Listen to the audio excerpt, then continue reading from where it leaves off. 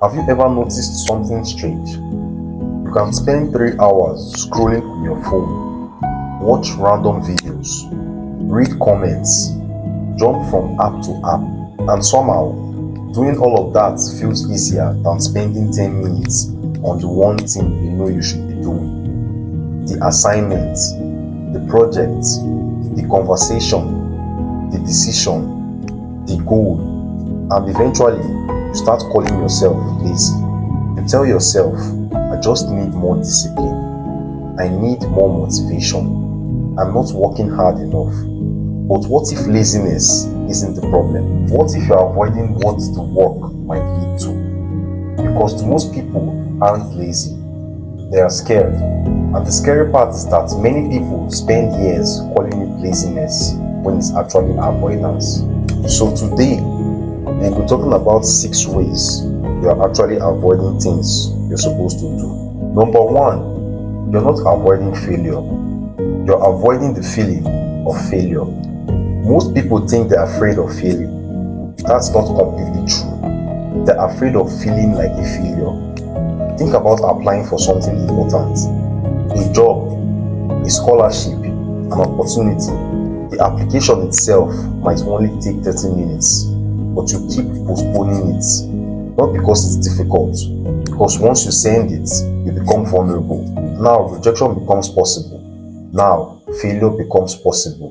So instead of risking failure, you avoid trying altogether because you never try. You never have to find out. At least that's what your mind tells you. Number 2, you're avoiding rejection. Rejection hurts. Humans have always feared it. Nobody enjoys being told no. Nobody enjoys being ignored. Nobody enjoys being unwanted. But look at what happens when that fear becomes too powerful. You don't ask the question. You don't send the message. You don't introduce yourself. You don't take the chance. Not because rejection happened, because you're trying to prevent rejection from ever happening. The irony, by avoiding possible rejection, you create a guaranteed regret, and regret often lasts much longer. Number 3, you're avoiding responsibility. Responsibility sounds noble, but it can also feel terrifying because responsibility means ownership. The moment you decide to seriously pursue something, you can no longer blame circumstances forever. Now your actions matter. Now your efforts matter. Now your choices matter.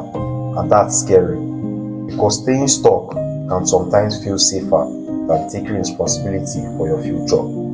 It's easier to say maybe one day than to commit and discover what you're actually capable of.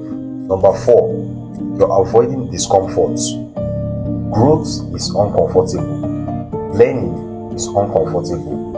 Improvement is uncomfortable. Nobody talks about this enough.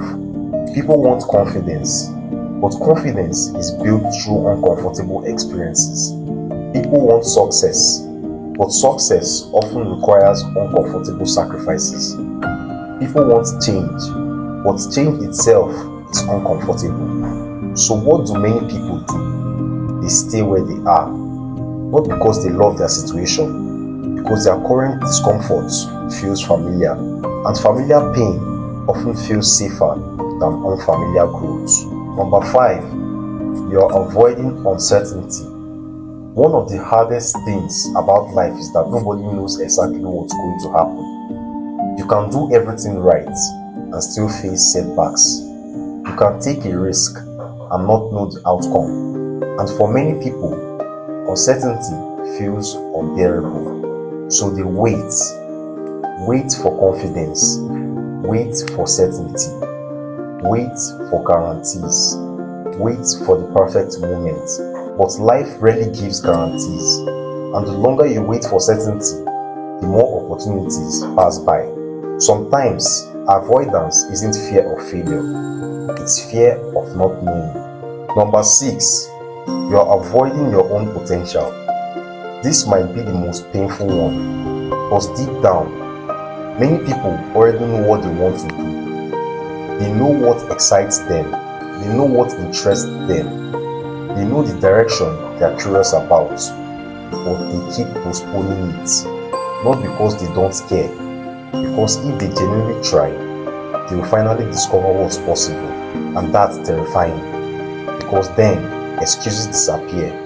Then the question becomes, what could I become if I actually gave this everything I've got? And some people spend years avoiding the answer. So maybe the problem was never laziness. Maybe that's just the label you've been using. Maybe every time you called yourself lazy, you were actually scared. Scared of failure, scared of rejection, scared of responsibility, scared of discomfort, scared of uncertainty, scared of discovering what you're truly capable of. Because here's the realization: avoidance feels safe in the moment. That's why we do it. But every day you spend avoiding something, the thing doesn't disappear. It follows you quietly, growing heavier, until one day you realize something painful. The life you wanted wasn't destroyed by failure. It was slowly stolen by the things you kept running away from. And maybe the first step forward isn't finding more motivation. Maybe it's finally being honest about what you're afraid of.